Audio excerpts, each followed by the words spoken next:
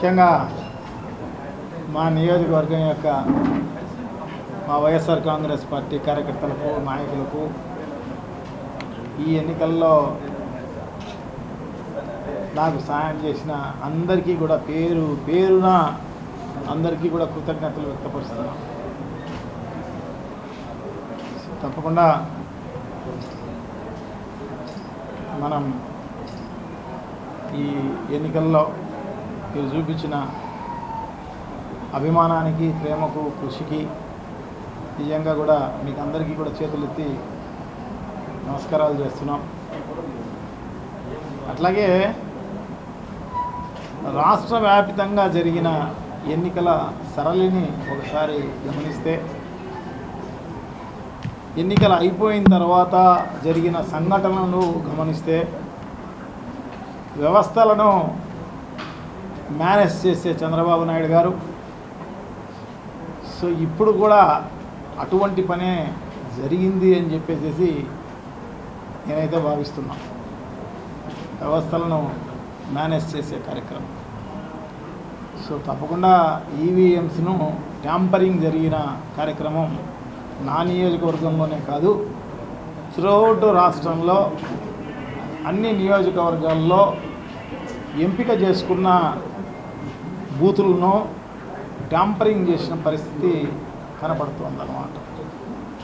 So తప్పకుండా మేమందరం కూడా డెఫినెట్గా దీని గురించి ఆలోచన చేయాల్సిన అవసరం తప్పకుండా ఉంది. సో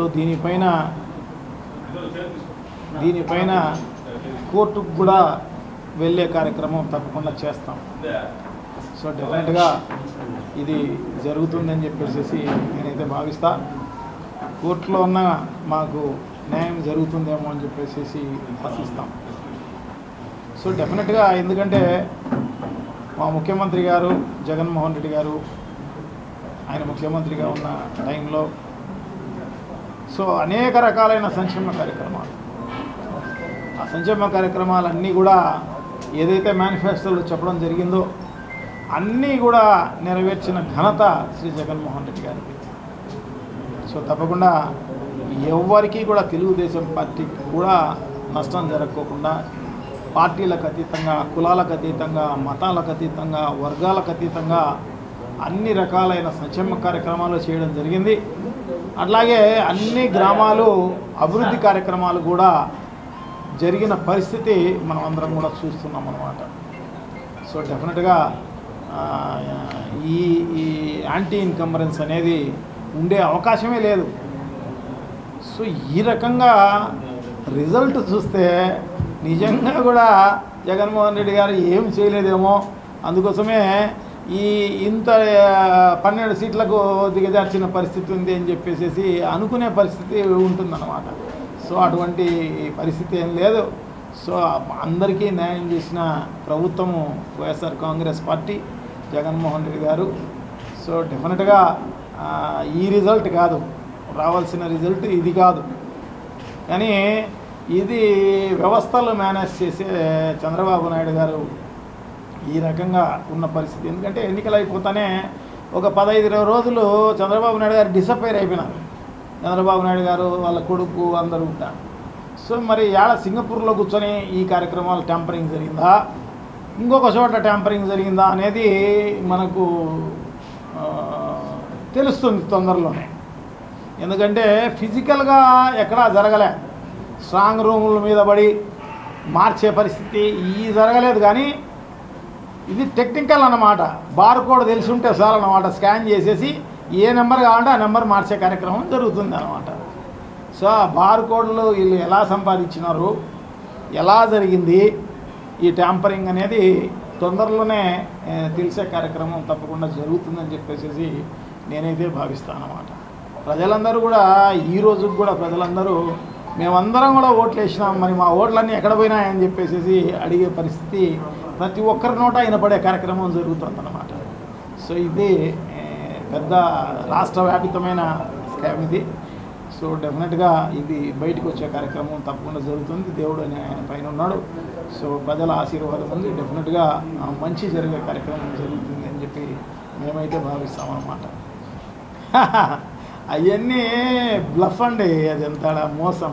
2014లో కూడా 680 హామీలు దగ్గర దగ్గర ఇవ్వడం జరిగిందనమాట. ఒక్క హామీ అన్న నెరవేర్చడం జరిగింది, 100% నెరవేర్చిన పరిస్థితి ఏం లేదు. ఇప్పుడు కూడా అంతే, సూపర్ 6 అని ఇంకోటి అని 680 చెప్పలేదు. కానీ ఇవన్నీ కూడా కొంత మార్చి జగన్మోహన్ రెడ్డి గారు అందించే సంక్షేమ కార్యక్రమాలకు కొంత మార్పు చేసేసి, అంటే అది అమలు చేయని విధంగా. ఎందుకంటే జగన్మోహన్ రెడ్డి గారు ఇచ్చినదే మనం ఏ నెలకు ఆ నెలకు వచ్చిన పన్నుల రూపేణ అయితేనేమి, కేంద్ర ప్రభుత్వం నుంచి వచ్చిన అయితేనేమి, మిగతా అన్ని చోట్ల నుంచి వచ్చిన డబ్బులన్నీ కలిపినా దానికి సాలలే అనమాట.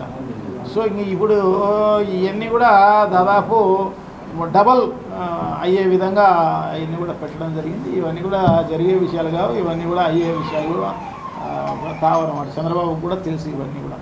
అయినా ఆయన మాట ఇమీడియట్గా మార్చే కార్యక్రమం జరుగుతుంది. ఎందుకంటే ఒకటే మాట అని సింపుల్గా తప్పించుకునే దానికి అవకాశం ఉంటుంది అన్నమాట. ఎందుకంటే జగన్మోహన్ రెడ్డి గారు ఈ రాష్ట్రాన్ని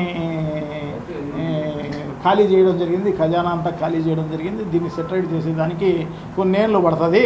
సో ఈ అన్నేళ్ళు పట్టిన తర్వాత సింపుల్గా ఎప్పుడైతే ఆర్థిక వ్యవస్థ బాగుంటుందో అప్పుడు ఈ సూపర్ 6 అమలు చేస్తాం అని చెప్తాడన్నమాట.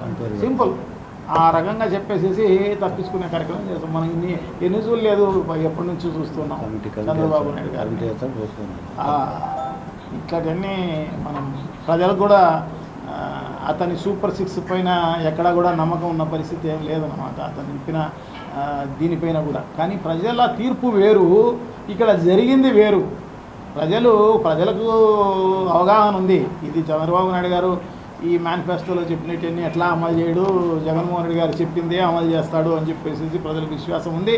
సో డెఫినెట్గా వాళ్ళు ఆ విధంగానే ఓట్లు కూడా వేసి ఉంటారు.